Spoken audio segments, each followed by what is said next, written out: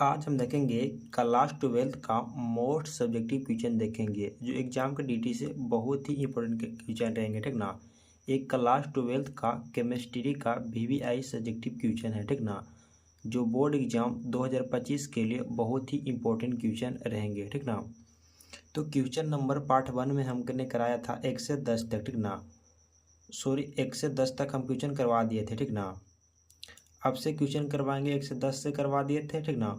और पार्ट 2 में हम करवाए थे 1 से 20 तक, ठीक ना। और पार्ट 3 ये वीडियो है, ठीक ना। ये पार्ट 3 वीडियो है जिसमें हम क्वेश्चन करवाएंगे 21 से 30 तक, ठीक ना। डेली हम 10-10 क्वेश्चन लाएंगे, ठीक ना। तो आप लोग इसे ज़रूर से ज़रूर याद कर लेंगे इस क्वेश्चन को, ठीक ना। तो पहला नंबर क्वेश्चन है कि थ्रेशोल्ड ऊर्जा क्या है। थ्रेशोल्ड ऊर्जा क्या है, ठीक ना। तो आपको आंसर में लिखना है कि वह ऊर्जा की वह न्यूनतम मात्रा, ठीक ना। ऊर्जा की वह न्यूनतम मात्रा, ठीक ना, जो अभिकारक के अणुओं के पास होती है, ठीक ना। जो अभिकारक के अणुओं की क्या होती है, तो पास होती है, ठीक ना। उसी को हम क्या कहते हैं, तो थ्रेशोल्ड ऊर्जा कहते हैं, ठीक ना। थ्रेशोल्ड ऊर्जा कहते हैं, ठीक ना। थ्रेशोल्ड ऊर्जा कहलाता है या कहते हैं, ठीक ना। आप ऐसे लिख सकते हैं, ठीक ना। तो आपको 2% 100% मिल जाएगा, ठीक है। नेक्स्ट क्वेश्चन देखेंगे जो कि बहुत ही इंपॉर्टेंट क्वेश्चन है नेक्स्ट, ठीक ना। नेक्स्ट क्वेश्चन है कि भौतिक अधिशोषण एवं रासायनिक अधिशोषण में अंतर बताइए, ठीक ना। आपको क्या बताना है, भौतिक अधिशोषण एवं रासायनिक अधिशोषण में क्या बताना, अंतर बताना है, ठीक ना। तो आपको लिखना है कि भौतिक अधिशोषण एवं रासायनिक अधिशोषण में निम्नलिखित अंतर है, ठीक ना। इतना आपको जरूर से जरूर लिखना है, ठीक ना। ये बेसिक्स पॉइंट है, ठीक ना। उसके बाद आपको देना है, एक पढ़ी देना है रासायनिक अधिशोषण, दूसरा पढ़ी देना है भौतिक अधिशोषण, ठीक ना। उसके बाद एक में लिखना है, ठीक ना, रासायनिक अधिशोषण में लिखना है कि इसमें अधिशोषण ऊष्मा कम सॉरी इसमें अधिशोषण ऊष्मा का मान कम होता है, ठीक ना। जो रासायनिक अधिशोषण है ऊष्मा का मान क्या होता है, तो इसमें कम होता है, ठीक ना, रासायनिक अधिशोषण में। और भौतिक में ही क्या हो जाता है, तो अधिक हो जाता है, ठीक ना। तो इसमें देखेंगे इसमें अधिशोषण ऊष्मा का मान अधिक होता है, ठीक ना। जो भौतिक अधिशोषण होता है ना, उसमें ऊष्मा को जो मान होता है वो क्या होता है, तो अधिक हो जाता है, ठीक है। दूसरा देखेंगे रासायनिक अधिशोषण में, ठीक ना, कि भौतिक अधिशोषण में ताप बढ़ने पर घटता है, ठीक ना। जो भौतिक हमारा अधिशोषण रहेगा, ठीक ना, उसमें ताप बढ़ने पर घटता है, ठीक है। और रासायनिक अधिशोषण में क्या होता है, तो ताप बढ़ने पर बढ़ता है, ठीक ना। देखेंगे तीसरा पॉइंट देखेंगे कि यह विशिष्ट नहीं होता है, ठीक ना। जो रासायनिक अधिशोषण है यह विशिष्ट नहीं होता, ठीक ना। और भौतिक अधिशोषण है जो क्या होता है, यहाँ पर दिख रहा होगा, ठीक ना, यह विशिष्ट नहीं होता रासायनिक अधिशोषण में, ठीक ना। और भौतिक अधिशोषण में देखेंगे कि यह अति विशिष्ट होता है, ठीक है। तो आशा करते हैं कि आप लोगों को याद हो गया होगा, ठीक ना। हम गारंटी लेते हैं कि इस वीडियो में आपको याद करवा देंगे, ठीक है। सिर्फ आपको ध्यानपूर्वक से केंद्रित होकर देखना इस वीडियो को, आपको 100% याद हो जाएंगे, ठीक ना। क्वेश्चन देखेंगे, नेक्स्ट क्वेश्चन देखेंगे क्वेश्चन नंबर 23, जो कि बहुत ही इंपॉर्टेंट क्वेश्चन है, क्वेश्चन नंबर 23, ठीक ना। तो आप लोग चैनल पर नए होंगे तो चैनल को सब्सक्राइब कर लेंगे, ठीक है। क्वेश्चन नंबर 23 है क्या कि अमोनिया एक अच्छा क्या है, तो लिंगेड है, तो क्यों है, ठीक ना। अमोनिया एक अच्छा लिंगेड है, क्यों, ठीक ना। तो आपको आंसर में लिखना है कि अमोनिया में नाइट्रोजन और परमाणु क्या, तो अमोनिया में नाइट्रोजन और परमाणु, ठीक ना, पर उपस्थित निर्जन जोड़ी इलेक्ट्रॉन के कारण एक अच्छा लिंगेड है, ठीक ना। क्या, तो निर्जन, क्या यहाँ पे देखें इन निर्जन को याद रखेंगे, ठीक ना।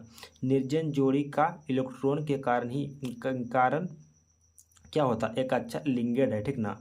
अमोनिया एक अच्छा लिंगेड है तो क्यों है, ठीक ना। तो आपको आंसर में लिखना है कि अमोनिया में नाइट्रोजन परमाणु, ठीक ना, क्या, तो नाइट्रोजन परमाणु पर उपस्थित निर्जन जोड़ी इलेक्ट्रॉन के कारण एक अच्छा लिंगेड है, ठीक ना। तो याद हो गया होगा, ठीक ना, कुछ नहीं याद करना है, ठीक ना। नाइट्रोजन परमाणु पर, ठीक ना, उपस्थित क्या रहता, तो निर्जन जोड़ी इलेक्ट्रॉन के कारण एक अच्छा लिंगेड होता है, ठीक ना। क्या होता है, एक अच्छा लिंगेड कब होता है, लिंगेड कब होता है, तो किसके कारण, तो एक इलेक्ट्रॉन, जो इलेक्ट्रॉन है ना, क्या निर्जन जोड़ी का होता है, ठीक ना। इसके कारण से क्या होता है, एक अच्छा लिंगेड है, ठीक ना। तो ये मोस्ट वीवीआई सब्जेक्टिव क्वेश्चन है, ठीक ना। बोर्ड एग्जाम 2025 के लिए बहुत ही इंपॉर्टेंट क्वेश्चन है, ठीक ना। यही सब बोर्ड एग्जाम में आते हैं क्वेश्चन, ठीक ना। देखते हैं अब नेक्स्ट क्वेश्चन देखेंगे, क्वेश्चन नंबर 24 देखेंगे, ठीक ना। क्वेश्चन नंबर 24 क्या है, देखिए क्वेश्चन नंबर 24 जो कि बहुत ही इंपॉर्टेंट क्वेश्चन है, ठीक ना। तो आप लोग इसे याद कर लेंगे। क्वेश्चन नंबर 24 क्या है कि आप आवश्यक अमीनो अम्ल से क्या समझते हैं, ठीक ना। आवश्यक अमीनो अम्ल से क्या समझते हैं, ठीक ना। तो आपको लिखना है कि आवश्यक अमीनो अम्ल बे अम्ल है, ठीक ना। आवश्यक अमीनो अम्ल जो बे अम्ल है, ठीक ना। सबसे पहले इतना दुरात करना है कि आवश्यक अमीनो अम्ल बे अम्ल है, ठीक ना, जो शरीर में क्या तो संश्लेषित करने में क्या है तो असमर्थ है, ठीक ना। ये असंश्लेषित नहीं कर पाता है, ठीक ना, नहीं कर पाता है, असमर्थ हो जाता है, ठीक ना। क्या हो जाता है, संश्लेषित करने में क्या हो जाता है तो असमर्थ हो जाता है, उसे क्या हो जाता है, आवश्यक अमीनो अम्ल कहलाता है। उसी को क्या कहते हैं तो आवश्यक अमीनो अम्ल कहलाता है या कहते हैं। इतनी बात है, ठीक ना। इतना तो आप लोगों को याद हो गया, बहुत ही इजी पॉइंट है, ठीक ना। इसमें क्या याद करना है कि भी यहाँ तो इतना दूर याद करना हो ही हो गया होगा, ठीक ना, कि आवश्यक अमीनो अम्ल बे अम्ल है, ठीक ना, जो शरीर में संश्लेषित करने में क्या होता है तो असमर्थ होता है, यानी करने में समर्थ नहीं इसका हो पाता है, ठीक ना, यानी नहीं कर पाता है, ठीक ना, असमर्थ हो जाता है, ठीक ना। वही लिखा गया कि असमर्थ हो जाता है, उससे आवश्यक अमीनो अम्ल कहलाता है या कहते हैं, ठीक ना। देखिएगा क्वेश्चन नंबर 25 जो कि बहुत ही इंपॉर्टेंट क्वेश्चन है, 25 नंबर, ठीक ना। क्वेश्चन नंबर 25 है कि निम्नलिखित में बहुलक या मोनोमर का नाम लिखें, ठीक ना। मोनोमर मतलब क्या होता है, बहुलक इसका ही नाम है मोनोमर, ठीक ना। बहुलक का जो नाम ही है, ठीक ना, ये क्या है तो मोनोमर है, ठीक ना। तो पहला में लिखेंगे कि लाइनोल 6 नाइलॉन जो हमारा 6 है तो क्या है तो बहुलक है, ठीक ना। और ब्यूना एस जो भी है वो क्या है तो बहुलक है, ठीक ना। तो आध हो गया होगा, ठीक ना। तो क्वेश्चन नंबर हम चलेंगे 25, ठीक ना। तो आप लोग इसे कॉपी में नोट करके भी याद कर लेंगे, ठीक ना, जिससे कि आपको क्वेश्चन आज ज़्यादा याद रहेगा, ठीक है। आपको डेली के डेली इसको प्रैक्टिस करना है। तो अगला क्वेश्चन है कि मानक इलेक्ट्रोड विभव को परिभाषित करें, ठीक ना। ये बहुत ही इंपॉर्टेंट क्वेश्चन है, ठीक ना, हर वर्ष एग्जाम में पूछे जाते हैं, ठीक ना। हर वर्ष नहीं, एक वर्ष छोड़कर अगला वर्ष में पूछा जाता है इस क्वेश्चन, ठीक ना। तो इसे आप याद कर लेंगे, ठीक ना। बहुत ही इंपॉर्टेंट क्वेश्चन है, केमिस्ट्री का ये बहुत ही इंपॉर्टेंट क्वेश्चन है, ठीक ना। और VVI क्वेश्चन है, ठीक ना। क्वेश्चन क्या है कि मानक इलेक्ट्रोड विभव को परिभाषित करें, ठीक ना, या परिभाषित करें या किसे कहते हैं तो आपको लिख देना है, ठीक ना। क्या लिखना है कि 1 लीटर सांद्रत क्या तो 1 लीटर सांद्र वाले बिलियन में, ठीक ना। 1 लीटर क्या तो सांद्रता 1 लीटर क्या तो सांद्रता वाले बिलियन में, ठीक ना।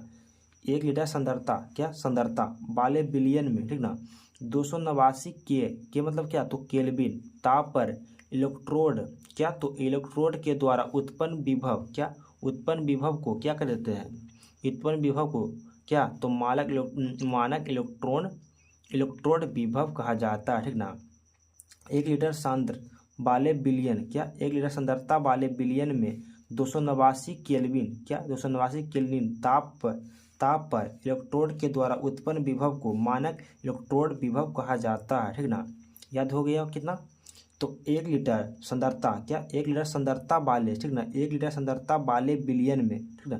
1 लीटर सांद्रता वाले बिलियन में कितने डिग्री पर तो 289 केल्विन ताप पर 289 केल्विन ताप पर इलेक्ट्रोड के द्वारा क्या तो इलेक्ट्रोड के द्वारा उत्पन्न विभव को ठीक ना ठीक ना उत्पन्न विभव को मानक इलेक्ट्रोड विभव कहा जाता है।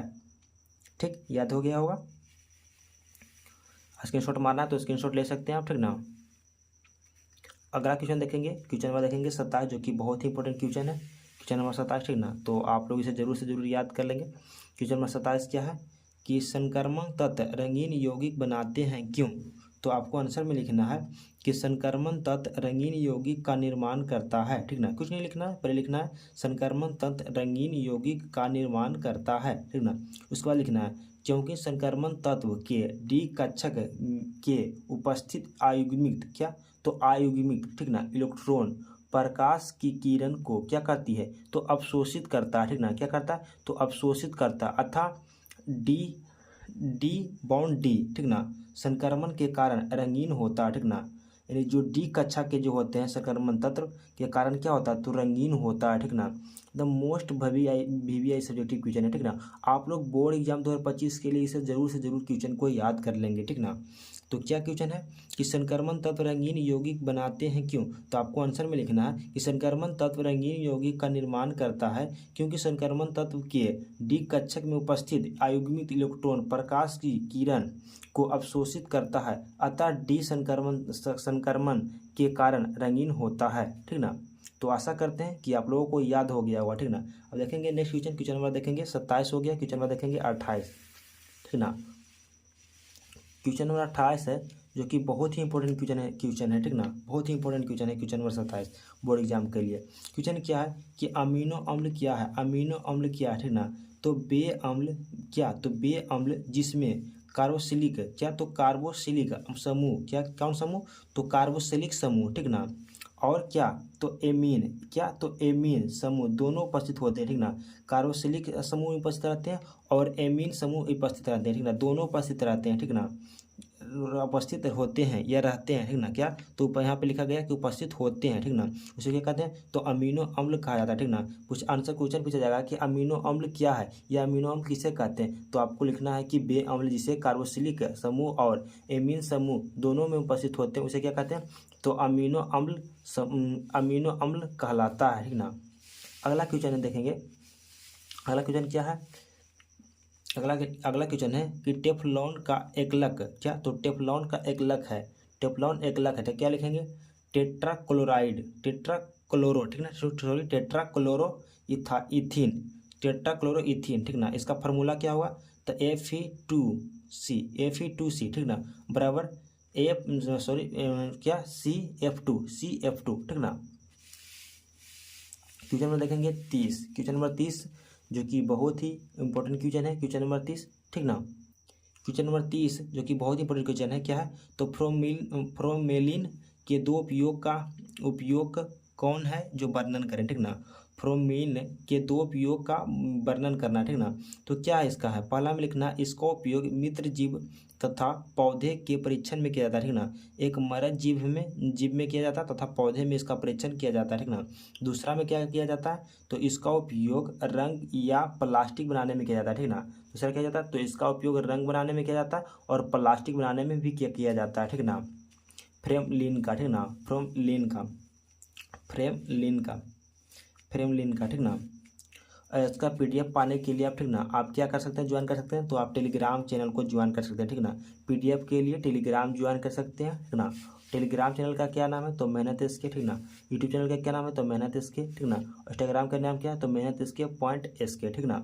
इतना लिखेंगे, इस सब चैनल को सब्सक्राइब कर लेंगे। ठीक ना। बोर्ड एग्जाम में 2025 में बहुत अच्छा रिजल्ट पाना है, अच्छा रिजल्ट लाना है, 2 सपना है। ठीक ना कि 400 प्लस लाएंगे। तो ये सब क्वेश्चन को आपको याद करना है। ठीक ना। तो आप इस जरूर से जरूर क्वेश्चन को याद कर लेंगे। ठीक ना।